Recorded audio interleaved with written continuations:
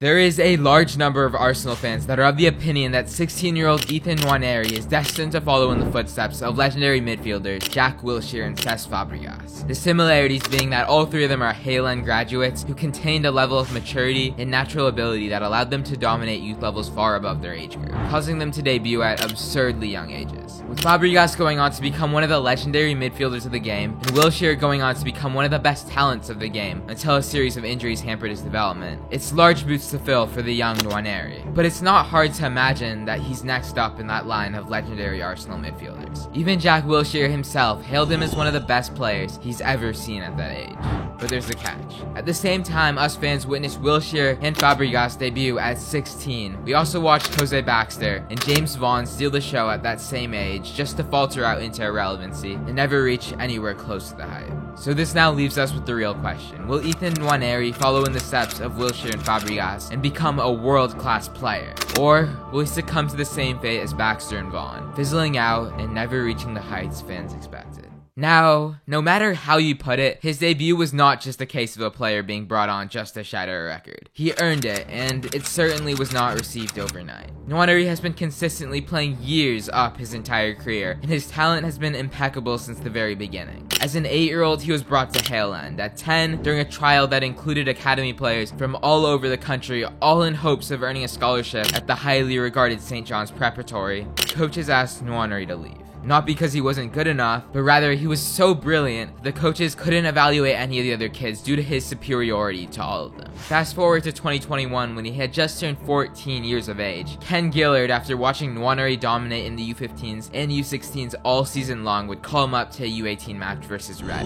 It was supposed to just be a debut. The season was almost over, and at the end of the day, he was still way too young to be playing with this age group consistently. Most of his teammates were 4 years older than him. But by the end of the game, Ethan would have scored a phenomenal goal in a 6-1 win. He would receive the ball, fake out his defender, and release a dazzling shot from just outside of the box that would nestle into the top left corner. It was picturesque. Arsenal would post his goal on their main Twitter, captioned, "Imagine making your Arsenal U18 debut at 14 years of age and scoring a goal like this." Now, despite an excellent debut for the U18s, he wouldn't get the full nod to the side in the following season. In February of last year, he would receive his very first call-up to the Three Lions, playing for the under-16s despite being 14. His next opportunity for the U18s would come only a few weeks later when he would get the start against none other than Reading.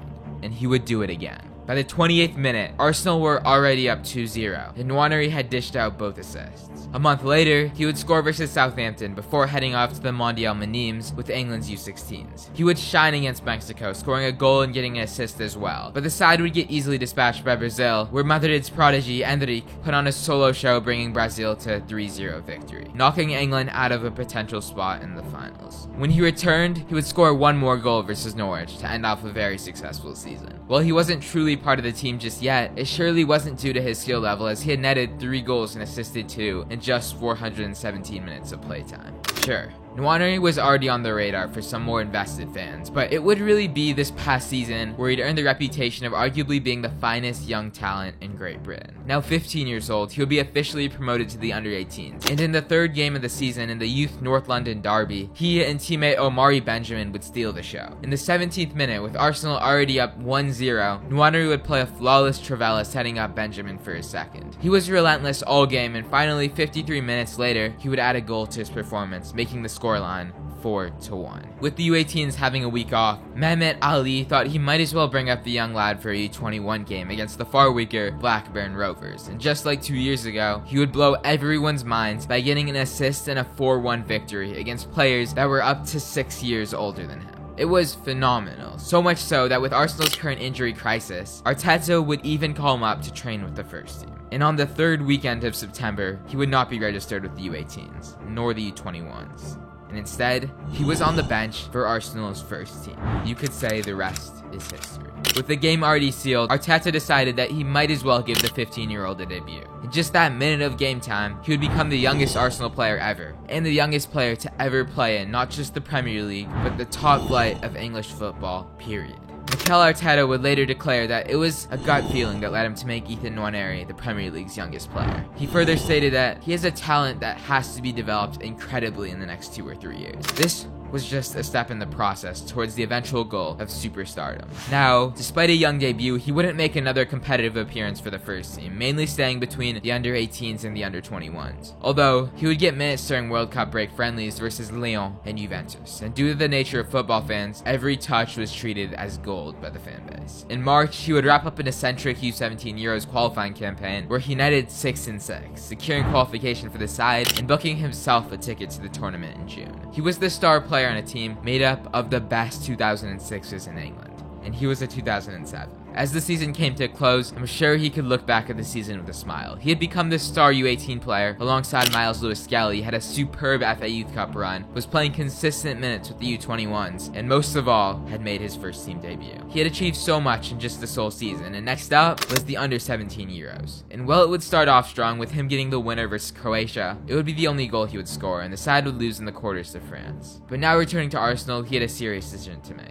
With his youth contract expiring that summer, he had offers from every team in England. He could go to the best academy in Britain, Manchester City if he wanted, or he could take £45,000 per week at Chelsea, which is about 8.1 million euros over a 3-year deal, by the way. For a 16-year-old, that sounds unrejectable. But no, he rejected this offer, and instead signed a 3-year professional deal with Arsenal instead. Still, I wouldn't call Chelsea crazy for this proposal. He can do things that players far older than him could only dream of doing. Nwaneri has been deployed out wide, but mainly centrally, playing as a shadow striker, a number 10, and as a number 8. It's clear though, he prefers to play centrally. When he receives it there, he's able to use his strongest ability, which is his ability to navigate tight spaces. He's composed when receiving the ball, can rapidly turn in either direction, has a very high technical ability that allows him to take a lot of small touches under pressure, has high awareness and understanding of the position he's in, but most of all, has a physical presence. What's so crucial about that is that he can shield the ball when receiving it, and he can use his body in ways that cuts defenders out of the play. When he drops deep, he can easily remove his presser from the possession and move the ball to a more advanced zone. It's rare you'll even find someone with this level of technical ability alone, but pairing that up with his physical skills makes him borderline unplayable. Now, he's not a true midfielder, remember. His goal-scoring threat by itself reveals his ability in the final third. He uses his incredible technicality and low center of gravity to attack and wriggle by defensive players, considering he also has both the vision and the skill to play slicing balls right through the defense. It makes him a very dangerous player when he's operating in the space of a number 10. He scores a lot of his goals after taking a handful of touches, but he also poses as a late runner threat when he's starting in a deeper position. Being 5'5", he struggles to win aerial duels, but he makes up for it by winning every ground duel available. Still, he's weak aerially, and it most likely won't change.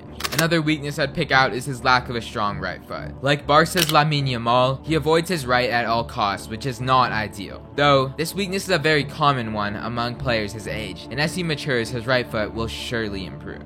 Just a couple of weeks ago, he put on a solid cameo off the bench versus Nuremberg, but he wasn't included in the USA tour. Now, Ethan has just turned 16 years of age. You really wouldn't expect him to be already featuring in the first team as soon as next season. He's already achieved remarkable things, and if development is linear, I mean, this kid's gonna be one of the best in the world for multiple seasons. But as we know, player progression is certainly not linear, and this unfortunately still means that he can falter out like Baxter or Vaughn. While he has a huge head start for his age group, it's also a lot due to his physical profile, which is how young players end up getting so far ahead in the first place. This does come back to bite though, because when most are developing physically at 18 or 19, he would have already mostly developed 2 years prior. If he stops developing technically and tactically, everyone else will catch up, and we've seen that story happen far too many times. On a favorable note, while I'm not quite looking to promote him immediately if I was Arsenal, the positive side of his already developed physical frame means he can hold his own better than most in the Premier League. Bringing him on a couple times just to test the waters wouldn't be a bad idea. A dominant season in the Premier League too, and an excellent UEFA Youth League campaign next season, which is easily attainable for someone with his talent, should very well earn him a promotion just after his 17th birthday.